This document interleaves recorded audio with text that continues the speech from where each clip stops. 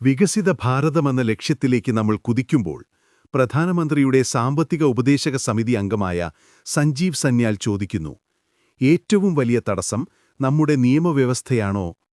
ഈ തടസ്സങ്ങൾ വെറും കാലതാമസത്തിൽ ഒതുങ്ങുന്നില്ല. ആഴത്തിലുള്ള ഘടനാപരവും സാംസ്കാരികവുമായ പ്രശ്നങ്ങളാണ് ഇവിടെയുള്ളത്. നിയമവ്യവസ്ഥയുടെ കാര്യക്ഷമതയില്ലായ്മ കേവലം കാലതാമസം മാത്രമല്ല, രാജ്യത്തിന്റെ സാമ്പത്തിക പ്രവർത്തനങ്ങളെ മൊത്തത്തിൽ ബാധിക്കുന്നു.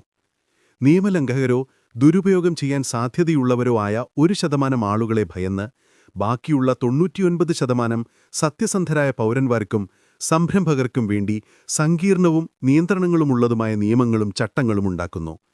നിലവിലെ വ്യവസ്ഥയ്ക്ക് ആ 1% പ്രശ്നക്കാരെ വേഗത്തിൽ പിടികൂടാൻ കഴിയില്ലെന്ന നയരൂപകർത്താക്കളുടെ വിശ്വാസക്കുറവാണ് ഇതിന് കാരണം. നിയമരംഗം ഒരു മധ്യകാല ഗിൽഡ് അല്ലെങ്കിൽ ഒരുതരം ജാതി വ്യവസ്ഥ പോലെയാണ്. സീനിയർ അഭിഭാഷകൻ